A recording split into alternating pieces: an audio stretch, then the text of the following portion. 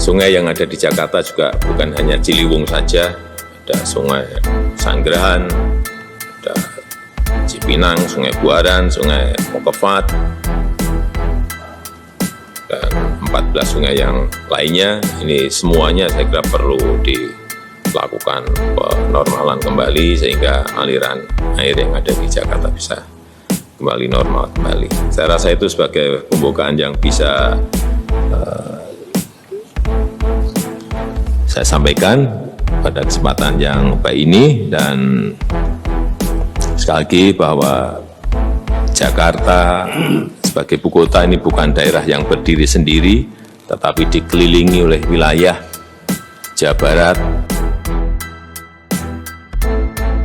Bisa bekerja sama dengan baik dalam menyelesaikan masalah banjir yang ada di ibu kota. Tanpa kerjasama itu saya kira penyelesaiannya tidak komprehensif dan tidak akan bisa menyelesaikan masalah. Dan juga pengerjaan meneruskan kembali baik normalisasi atau naturalisasi yang ada di sungai-sungai yang ada di Jakarta.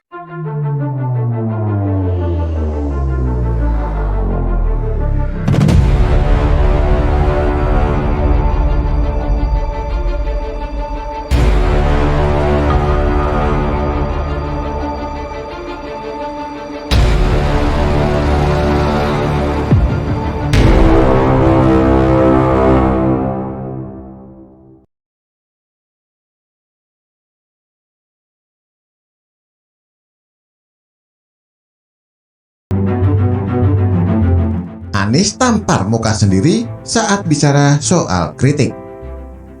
Ditulis oleh Francen Arianto. Anies Baswedan memang hebat. Dia hebat dalam menyampaikan teori dan gagasan. Kali ini dia berteori soal kritik. Seperti biasa, dia menonjolkan dirinya sendiri tanpa melihat fakta yang sebenarnya. Sepertinya dia tidak sadar sedang menampar mukanya sendiri. Itulah yang tersaji dalam podcast Anies bersama Imam Priyono dan Hendri Satrio yang disiarkan di kanal YouTube R66 Nyulitik. Anies diundang dalam program perdana kanal ini yang diberi judul Berita dan Telisik. Bagi yang ingin menyaksikan seluruh pembicaraan mereka, bisa cari di YouTube. Video ini hanya akan membahas soal jawaban Anies ketika ditanya soal penolakan kedatangan dirinya. Awalnya Anies menjawab bahwa hal itu adalah normal, biasa saja. Dalam berpolitik, tidak ada yang 100% sependapat. Pasti ada yang tidak sependapat, tetapi pasti juga ada yang sependapat. Normal. Jadi gini, apa sih yang disebut sebagai kecewa? Kecewa itu kalau tidak sesuai kenyataan, kalau sesuai harapan. Okay. Kalau dia sesuai harapan, ya nggak usah kecewa. Nah, kita yang sudah belajar ilmu, kemudian kita ke sekolah, pendidikan, baca sejarah, tidak ada dalam sejarah itu yang di dalam gelanggang politik 100% sependapat. Nggak ada. Coba dikasih contoh, 100% sependapat, nggak ada. Jadi pasti ada yang tidak sependapat dan pasti ada yang tidak sependapat sekali.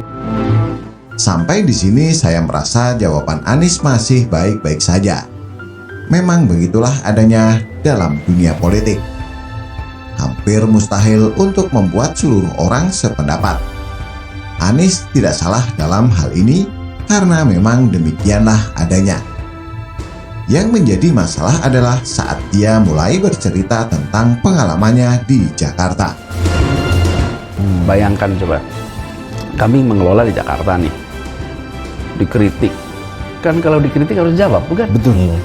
Berarti tim kita harus memberikan penjelasan. Penjelasan A, penjelasan B. Terus yang dapat untung dari penjelasan itu siapa? Pengkritik? Bukan, publik.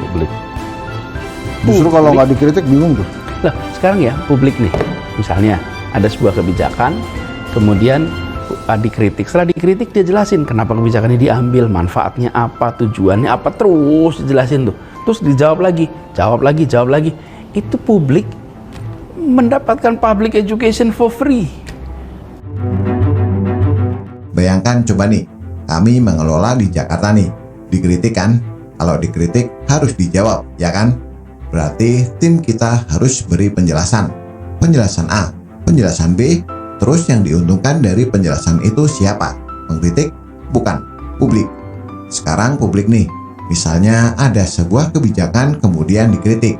Manfaatnya apa? Tujuannya apa?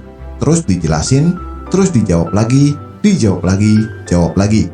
Itu publik mendapat public education for free, kata Anies seperti dikutip dari detik.com yang menyajikan isi podcast tersebut.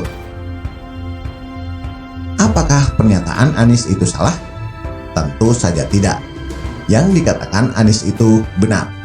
Yang menjadi masalah adalah pernyataan itu tidak sesuai fakta. Apakah kritik yang dialamatkan kepada kebijakan Anies lalu dibalas dengan penjelasan? Jawabannya adalah tidak. Kritik lebih banyak didiamkan tanpa ada penjelasan dan Anies terus lanjut dengan kebijakannya. Ambil contoh soal normalisasi sungai. Sejak awal Anies sudah terlihat enggan untuk melaksanakan normalisasi sungai. Dia lalu membuat istilah baru yaitu naturalisasi sungai.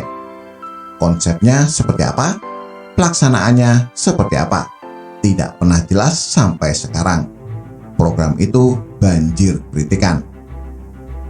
Tidak tanggung-tanggung, kritikan juga datang dari Menteri PUPR. Saat itu, Pak Basuki mempertanyakan soal konsep dan pelaksanaan naturalisasi sungai. Jawabannya tidak pernah jelas dan hingga sekarang tidak pernah ada kabar kelanjutan program ini. Di mana penjelasan kepada publik atas kritik yang diterima? Entah. Apakah publik mendapatkan edukasi gratis tentang naturalisasi sungai? Tentu saja tidak. Apakah kritik didengar sehingga pelaksanaan program jadi lebih baik? Tidak juga, karena naturalisasi sungai tidak pernah berjalan. Ini baru satu contoh program. Masih banyak program Anies yang banjir kritikan. Mulai dari sumur resapan, monumen bambu, monumen batu, Formula E hingga pembangunan Jakarta International Stadium.